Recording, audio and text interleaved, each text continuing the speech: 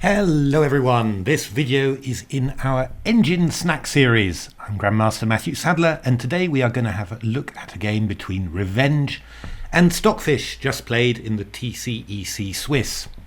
So, both in my new book, The Silicon Road to Chess Improvement, and in a recent New in Chess Yearbook article, I pointed out the amazing preparedness of engines to give up their dark squared bishops in King's Indian and Benoni structures.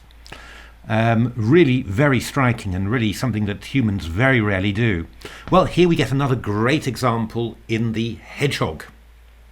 So this position was reached after 34 moves of a Hedgehog.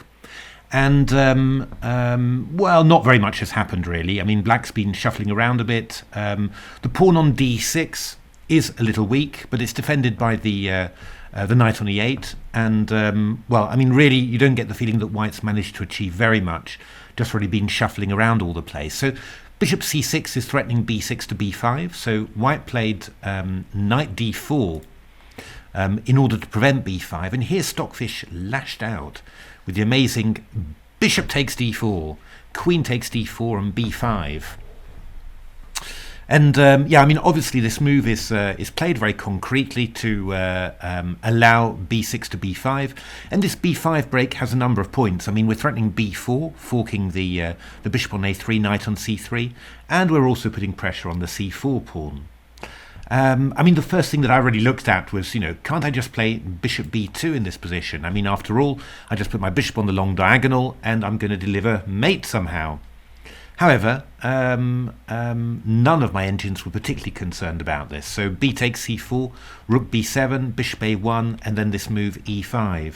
And I suppose what's really striking about, both games that I played in this line, this is between Stockfish and Komodo, is that each time black was simply giving up the bishop for the other knight, and then playing a two knights versus two bishops position with great success. Stockfish won this game with black.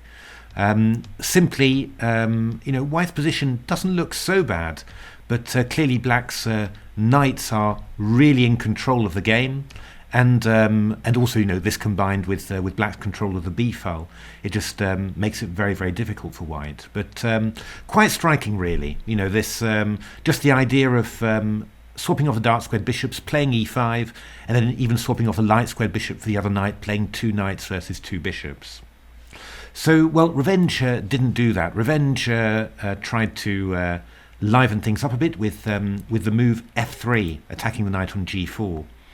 And there's a couple of possibilities. I mean, in my engine matches, Stockfish just wanted to, and Dragon rather, just wanted to play nice and quietly like this, and just claim compensation, and then return of the pawn here. And I quite like black, really. This is not bad at all.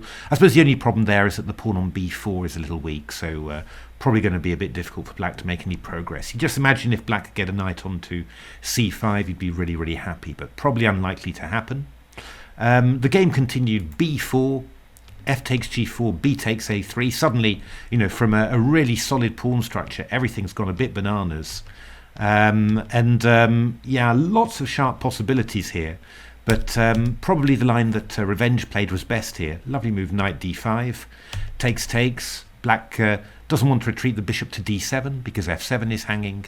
So we got bishop a4, ba, rook e7, and it's a crazy position. I mean, the black king is pretty open, but we've got this massive pawn on a3 as well, which is going to distract white. And also, the black major pieces are quite well placed. We've got queen a7 to annoy. We've got rook b1, rook b2, rook b3. So pretty unclear position. In the end, it just ended up as a draw by repetition, in actual fact. Wouldn't have guessed at a repetition in this position, but the position is basically balanced.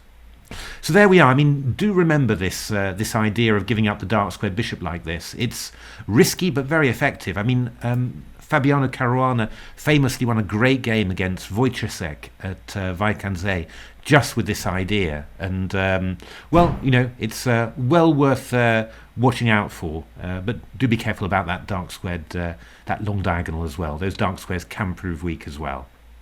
All right, thanks very much for watching.